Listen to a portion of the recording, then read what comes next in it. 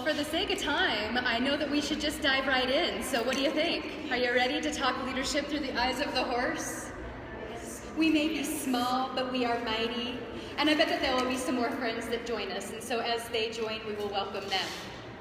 So I just want to start off by saying Happy Sunday Fun Day. We've got horses surrounding us. We've got great energy to talk about fun stuff. So let's dive right in. Maybe. Whisper. Oh, I think battery might be dead. So we'll flip this around. All right, so today we are going to talk about leadership through the eyes of the horse. And we're not talking about leadership in terms of riding or owning a horse. We're talking about leadership in terms of leading corporations, leading ourselves to be just the most awesome that we can be. Right? So who here is a leader? Raise your hand. I think all of you should be raising your hands, right? Because do you have to manage yourself every single day? Well, yeah. Right? And I was doing this yesterday and somebody said, well, some days I choose not to. I was like, well, that's okay, but it's still your choice, right? And so we are going to talk about things today that are going to help you no matter if you are a leader of lots of people in your organization or if it's just, I lead myself or my family. At the end of the day, leadership is not about a 10-step process to success, right? There's a million organizations, it seems, that when they're looking for leadership development programs, they want that quick fix. Right? If my people could just do these things, then I know that we would have innovation, we had creativity, would be meeting our fourth quarter marks. Right? But at the end of the day, what is leadership all about? It's about people. Right? And that's where the magic of horses come in. Because how many of you just feel different when you're around horses? My husband tells me when I'm having a bad day, is it time for some horse time? Because I'm just a nicer girl. He's like, do you need to go cut some cows today? Do you need to go do that, Sarah? I'm like, yes, absolutely I do. Right? Because there's just a different feel when you're around horses. What is that feel? What's the difference that you notice in yourself when you're around horses? What shows up for you? Focus. Love that. What else? Relaxation. So let's just take those two things. If I were a leader who is embodying focus and embodying relaxation, and I'm just being present, what does that do to the quality of the interactions or the relationships that I am nurturing or I'm managing or I'm engaging around? Is there a different quality? Absolutely. Right. But we get into the crazy busy of what life is, right? We're connected nonstop. And so that grounded, relaxed, focused doesn't happen very often.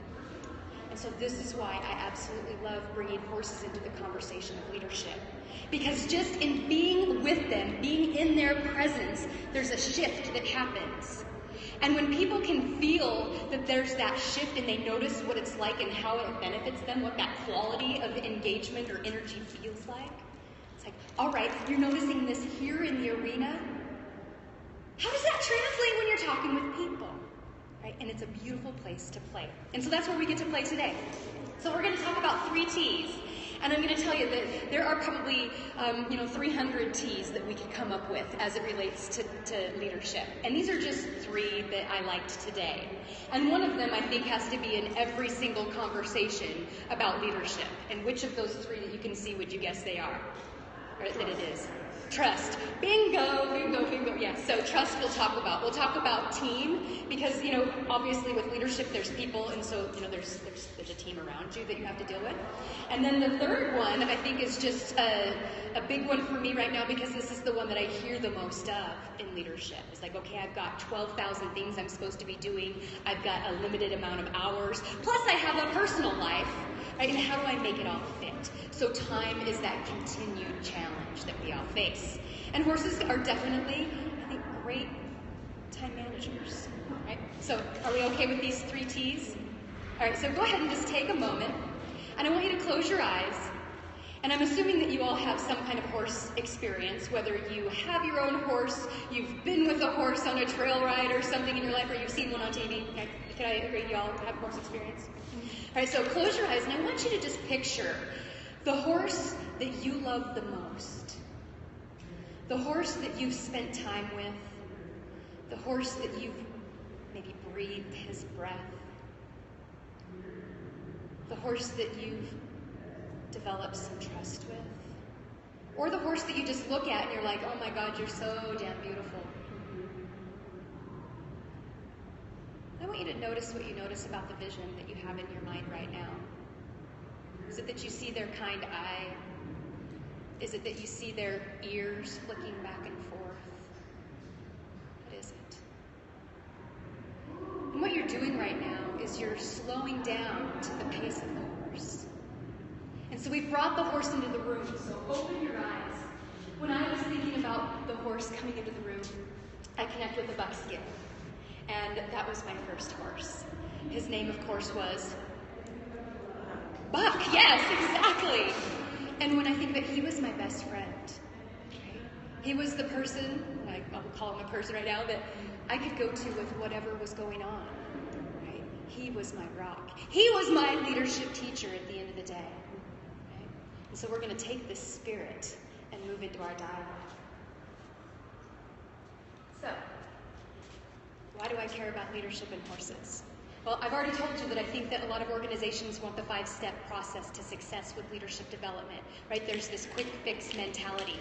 That gives me heartburn, because leadership isn't something that you learn overnight. It's not something that can be learned by just going to one class, right? It's a process. I also have heartburn over the fact that not everything can be learned in the classroom. You know, my background is in learning and development. I was the director of training and development for large organizations in Idaho, in Arizona, and in Colorado. And it was like, you know, always this turn of, okay, let's take people to a class. What can you develop next, or what can you buy to bring in that's going to help solve our problems? It's like, well, I don't think that leadership is something that you can learn in the classroom. There are parts of it that you can, but you know what? I think that leadership comes to 3 buckets. There's mindset, there's skill sets, and there's tool sets. What the horses bring to the leadership development conversation is, which of those 3 do you think? Mindset, right? And mindset isn't something that is really theory, like a theory. It's something that's a feel. And so you guys were just closing your eyes and thinking about that horse. That's feel, right? So how can we create experiences where we can create that? Like, oh, it hit you right in the freaking heart kind of a thing, right? You can't do that in the classroom. Or I say you can't do it very well. I think some people are really great, right? They're just charismatic and they can do it, but I don't think most can. Right? And then the third thing is that I think the challenge is that it's really hard to make people connect. Because of all of the craziness that happens with technology and being overbooked and all of the external pressures of our lives. And so when you do get people into the room, actually getting them to slow down and shut off their computers, their cell phones, shut off the monkey mind that happens. You know, there's just all this stuff that's getting in the way, right? And so horses help us get past all of this heartburn, which is really beautiful. So today I challenge you to see leadership through a different set of eyes. Right? I challenge you to use your experience with horses and just apply it to this new conversation of leadership. So you already know that I have a background in leadership development, but what else?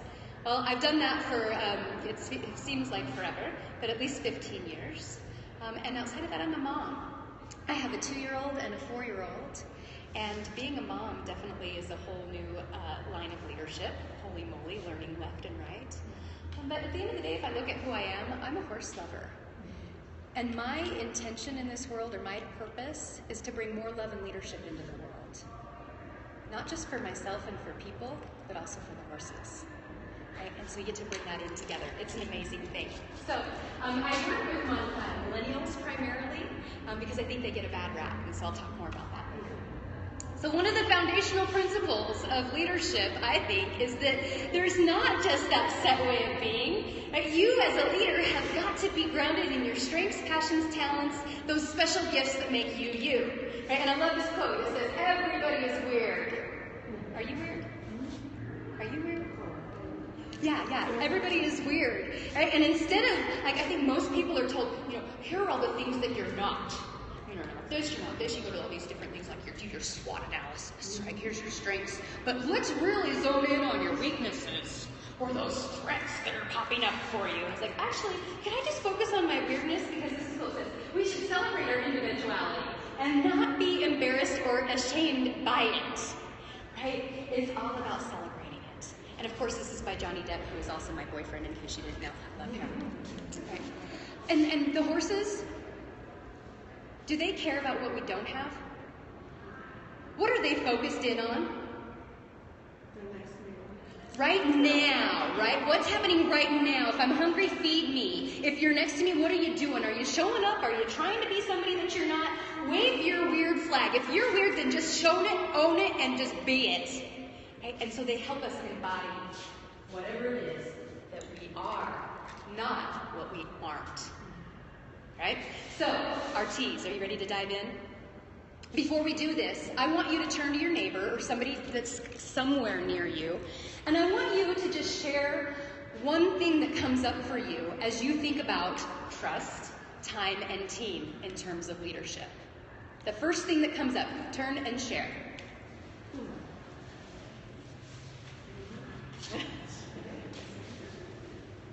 Yes, what comes up for you when you think of these T's? And I am streaming this live on Periscope, and so I'm hoping that the people who are watching will also be pondering this as share. So if you don't know what Periscope is, we can talk about that later. In life in general, you can think about it in terms of horses if you want, but just whatever that first thing is that you think of about trust, team, or time.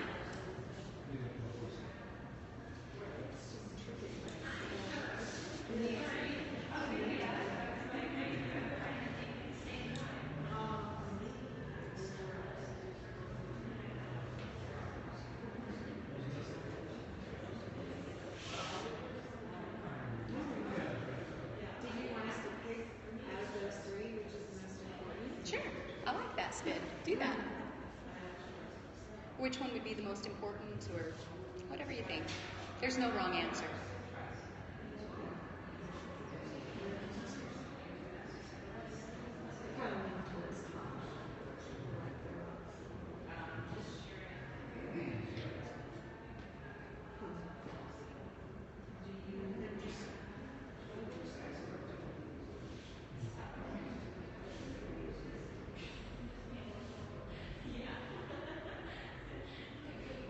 All right, you can stop where you are. We could talk about this for a long time, but I'm just curious. What are some of the things that were shared? What came up for you?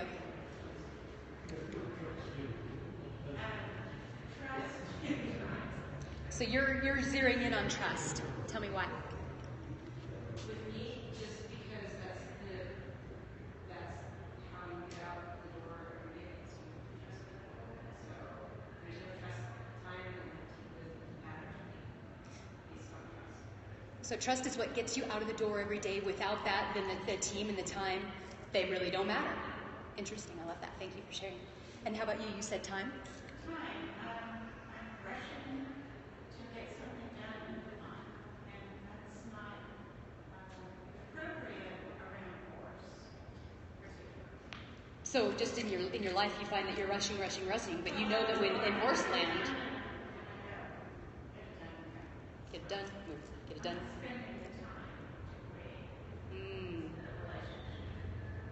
Interesting. Other thoughts about the T's? I thought that all three of them together to me meant commitment. Ooh, so all three of them combined bring commitment. And how does that translate to leadership? What does commitment and leadership have in common? If you are committed to a particular situation or even to a horse, then the trust is going to come because you are there for them. You are part of that team because you are there for them. And the time involved, it builds that relationship. So for me, it was all, the commitment builds all of those three elements. Right. That was beautiful. What do you guys think about that? She was talking about, you have to have commitment to trust, commitment to team, commitment to time. or they're just kind of things. Right? You've got to every day show up knowing that I'm going to spend intentional energy around building this. Right? Very cool. I appreciate you playing in that conversation. So let's dive a little bit deeper into trust. And why are we starting with trust? It goes back to exactly what you said. Right? And a couple of words about trust. If we have it, it's a beautiful thing. If we don't, train wreck, right? Now, when we do have it, we know that it's the highest form of motivation. How many leaders have you talked to that said, I just need to figure out how to motivate my people? Like, okay, well, have you figured out or spent any time on building trust? Oh, you haven't? Okay, why don't you start there? Right? Because when you have it, oh my gosh, look at what happens. It's easy, it's instantaneous to communicate with people. Right? You've created this buffer where it's like, okay, let's just be real with one another. Right? That's a beautiful thing. So that's why we want trust. But we have to trust who first? Ourselves. Right? So how do we do this with the horses? Well, we know that they are immense mirrors. Right? They show up there in the moment right now, and they are just in this mode, right? They're fight or flight animals. They're prey animals. And so what is their primary concern? Am I safe? Bingo. So they are always looking around. You know, you can see it in their nonverbal communication. The ears are flicking. They're looking, right? Is this a safe place? In just that conversation with a leader, what might unfold? It's like, what are some of the things that you're doing to create a safe space for your people? Right? It's like the Maslow's hierarchy of needs. If I don't feel secure, I don't have that shelter, the food, that safety, like this place where I can really be me, wear my weird flag as high as I want to and know that it's okay. All right. Right? And so we do things like round pen activities where we'll take one horse and one leader and we'll say, tell us about your leadership strengths. Right? Let's shine some light on the things that you're really great at. And then that horse gives us some feedback while they are communicating. Right? We had a leader once that came in and she was like, you know what, I'm an excellent leader. I have great vision. I think I'm great at having created a space where people can speak. And so she's talking about all of her virtues as a leader, and it sounded really wonderful. But it was really curious because the horse that was in the round pen with her kept laying his ears back and baring his teeth as she's speaking. Now, it wasn't my job to say, you're lying. Right? Because they're great lie detectors, right? And it wasn't that, and I don't even know if she was. Right? My job as a facilitator in noticing what the horse is trying to gift this leader was to ask, what? This is kind of curious. What's going on right here? What do you feel like this behavior's, showing for you? And at first there was like, well, I don't know, it's just a weird horse. It's like, well, no, let's get a little bit deeper. What do you really feel? Get in your body. Get out of your head. The monkey mind trying to think your way through things. What do you feel? So we had her slow down because you're in this crazy, busy, go, go, go, go, go. All right, slow down and just kind of be with the horse right now. And so she went and just got next to him. And you know what? Horses have giant hearts, right? Way bigger than ours. Right? And so she went and stood in this horse's heart space, just next to him. And the heart space is where? Like their shoulder kind of back by where this cinch might go just a little bit up, right there. Just go stand there. And so she was standing there thinking about her strengths as a leader and, what's going on. And all of a sudden, what happened? Tears. And it's very, very common in the leadership work, which is just, it's interesting to me. And we said, what's coming up with the tears? And what it really boiled down to at the end of the day is that she really didn't trust herself as a leader. She had some self-doubt going on about her ability to really connect with her people. But was she going to sit down and just talk through that in some kind of a class? Or have that awareness without having that feel? Maybe, but I say maybe not. And so it helped her to get real quick.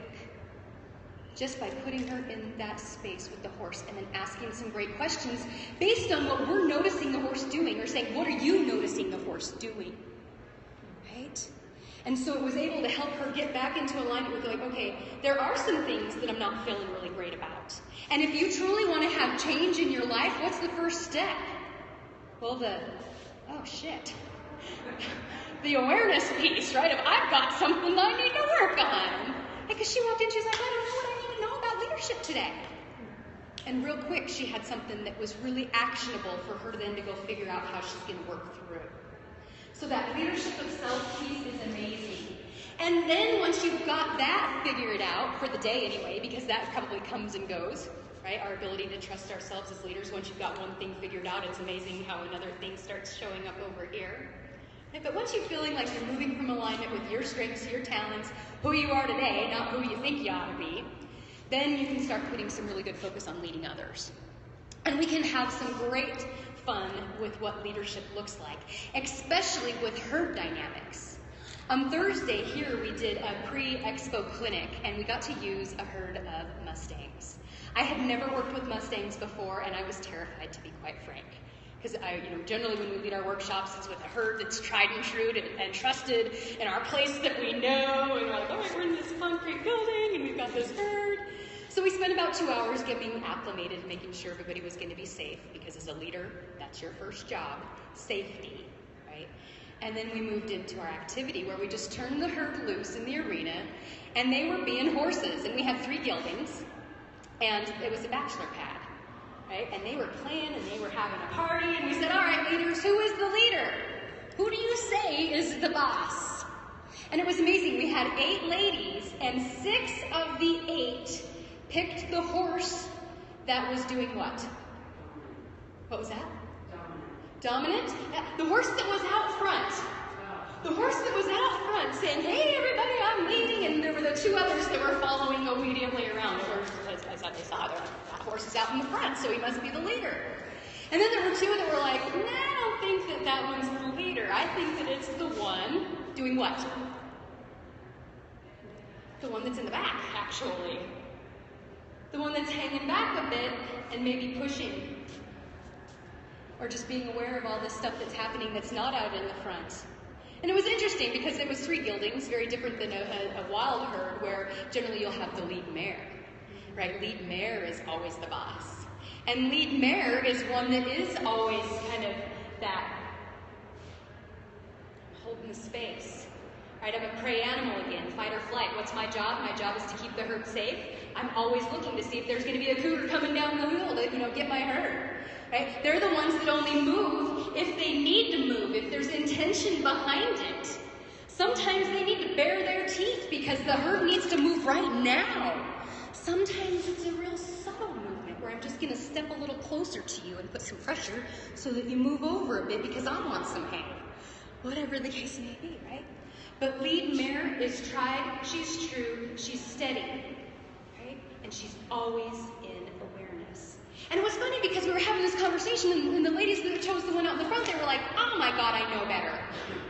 The minute that aha moment came, it was like, no, actually the leader is the one in the back. They're like, of course, because leadership is not the one that's up there saying, hey, everybody, come and follow me, I'm the leader. Right? That's what her leadership looks like. Although sometimes you do need to be up there. Sometimes you do. I disagree. Tell me more. I think that dominance lead from behind, and we mistake dominance for leadership in our culture. Leaders are the ones who have the courage to go and approach the new thing, and they are going to be out front.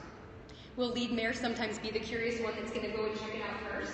Yes. Absolutely. So I would agree with you there. I would say that most times, like if you're going to just label a leader, it's not the one that's always out here. It is the one that's leading from the side or from behind. Well, there's informal leadership and then there's formal leadership. Formal leadership are people who have titles. So when somebody comes in and says, I'm a leader, I'm like, no, your ego attached to leadership. Right. So I think we're speaking the same language here. Is that, yeah, I'm the leader. I have the title, everybody. This is, I'm the CEO, so do what I say. That's not leadership. Although it's often labeled as leadership. I'd say, yes, we're so good. Formal leaders who have the courage to go out and explore new territory, even though, whereas a skittish or dominant, yes, dominants are often the most fearful. Right. Well, and watching the herd dynamic, you can also have the conversation that sometimes leadership changes. Absolutely. right? And that those horses will just, in being who they are, it's not language, okay, now you're going to be the leader, and just the energy that shifts, they're beautiful in that flexibility. And so can you have conversations around leadership looks like flexibility? And letting somebody else come up and investigate the new thing? Okay, cool. We've got a new young mare who's really curious, and she's going to be the next lead mare. Right, let's give her the opportunity. Right? They do that because it's in their nature. So just in having people be aware, tuning again out of the mind of, okay, what am I really feeling here? What am I seeing? What am I observing? That helps teach leadership. They're just being horses. So beautiful, right? So we can talk about what leadership looks like with others. We have a lot of fun with the horses in talking about intention. Now, how many of you go out to ride and you're like, I'm just going to go and ride today? I'm like, okay, that might work. But what's the difference in the quality of your experience when you go out to ride, when you actually set some intention around it? All right, you're going to have a coaching session with an employee. Do you have an intention? What is it? So a lot of times we just go, right? Because of that time issue a lot of times, like you're saying, it was all wrapped up into one. Yeah, I just gotta go. So what can you do to really get centered and begin with intention? Instead of just going out to ride, I want to have 10 perfect circles today. My quality of my experience is way, way different. So one of the things that we do is an opportunity course, where we will ask leaders to set an intention of their leadership, whatever it is. And then we have different things that are in the arena, like a cavaletti, a log, a barrel, just different types of things. And we ask that leader to declare what their intention is, and then move forward and go through each of those opportunities. Now, when they begin with that strong intention, there can be some beauty. But what happens sometimes after you set that strong intention and you begin down the path? A little inner critic might pop up. And when that inner critic, or when you see that kind of switch, the horse notices. And what does the horse do as we've gone off on our intention, but then we've gotten back up into our minds? There's some kind of a balk, right? Or there's a misstep. It's not as smooth as when that person stays committed to that intention the entire way through, right? And embodies all of the things that they have and that they absolutely can be successful. Right, so we play in the power of an intention and how that might impact your ability to move into action. Right, because those horses know the minute that you start moving into your mind. Right? We also play in the power of possibility. Right, I talked about the round pen earlier where the horse laid his ears back and bared his teeth. Right, it's not my job in that kind of an interaction to label it and say, all right, this is what happened. Because I don't know. But what I do know is that you know what matters to you. And so if we can play in what could possibly be going on there? Or I'm curious why that's happening. You play in possibility and curiosity. It's amazing what can be unlocked. Because I truly believe that each and every person in this world knows exactly how to do their epic shit. Their leadership, whatever it is that they were born to matter around. I believe it. But what gets in the way? All of this stuff that's happened to us, our experiences, those judgments that have been made by just whatever it is. Everybody's story is different. But stuff gets in the way. And so the horses help us to unlock it. Right? To say, actually, I do know. Oh, yeah, I'm being curious, and this is the answer that popped up for me, and that's right for me right now. And how did I feel it? That horse helped to get there because of their big, awesome heart and just the magic that they have. So we play in possibility. We don't judge things because that's just not very fun, right? So now let's just talk about team. We already talked a bit about herd dynamic. But one of the things that I love to do is just tap into awareness. So what we might do is just turn the horses loose into the arena and say, go and just notice what you can notice about the horse today. Notice what the patterns of the hair are like. What's it different from the front of the horse and the head and the forelock as it moves into the mane, as it moves down the leg, into the cornet band, into the hoof? The qualities of the color of the eye, how their ears are moving, what's their breath like, how does their tail move.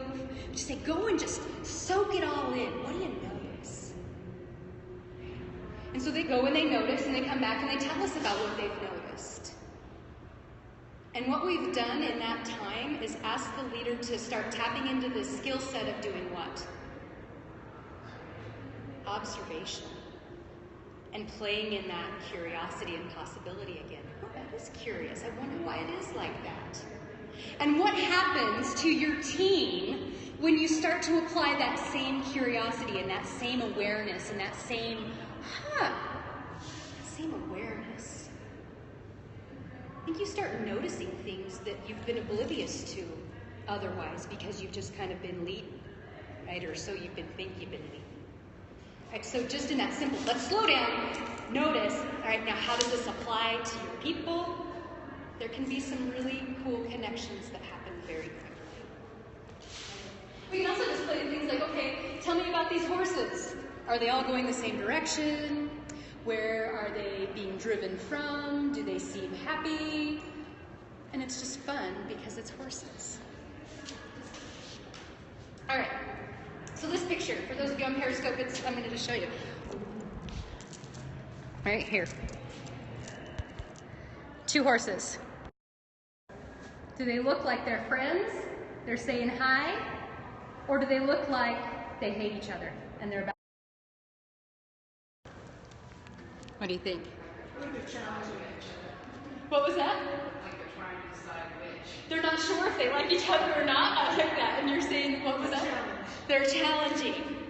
So as a leader, you walk into a situation like this, you could make that snap judgment, right? Oh, it's about to go down, right? But in that activity earlier, that we were just having people look at the quality of the colors and the different ways the hair moves, what have we been asking them to do?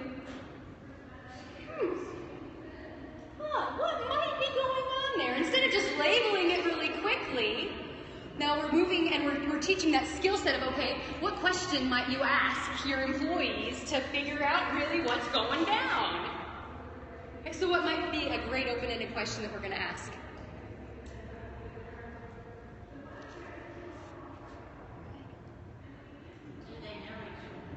Do they know each other? As a manager, would you know if your employees know each other? Okay. And that's even an interesting question, right? What is it that my employees know about each other? Right?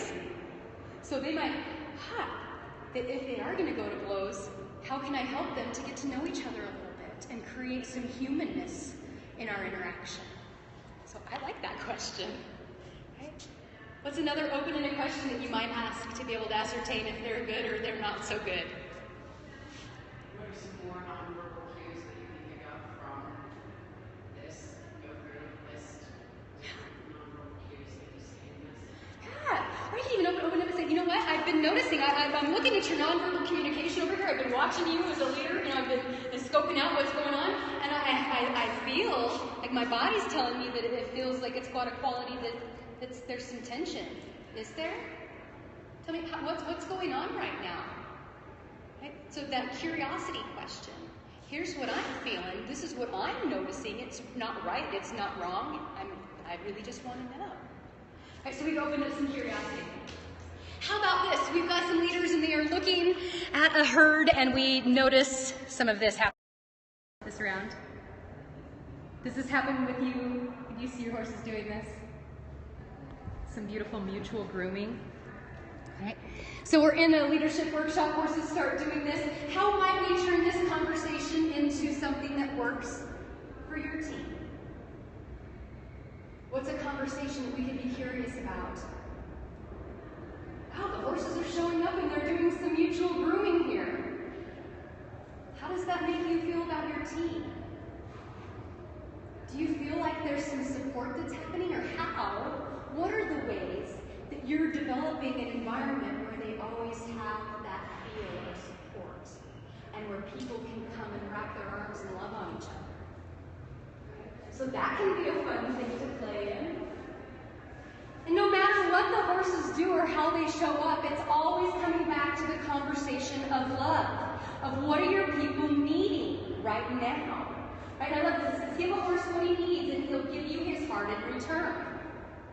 Can the same be said about people? Yeah, I think you always have to appreciate the effort that's being made, whether it's by the horse or by people that work for you. If they're making the effort, tell them that you appreciate it. And I think that's a real big thing. Yeah. Do people show up to work to fail or to be assholes? It's just a one. Sometimes, but that's the rarity, right? They show up trying. For the most part. For the most part, yeah. Psychopaths and sociopaths are Right. I admit to that. But for the most part, the people that you work with, they really want to be successful. Sometimes they don't have the skill sets they need to be successful, the mindset, the same things we were talking about, right? But our job as leaders is to give the people what they need, not what I want them to have. Right? It's not about that. Here, it's all about me piece that we're talking about, right? I need to know who I am at the end of the day. I'm serving others. Right? Lead mare, she's not serving herself, she's serving her herd. Her job is to keep them safe. Right? Yeah, so I love that. So sometimes in leadership we try to make everything really, really complicated. And the horses are really great. Oops. They're staring at me. Yeah, they're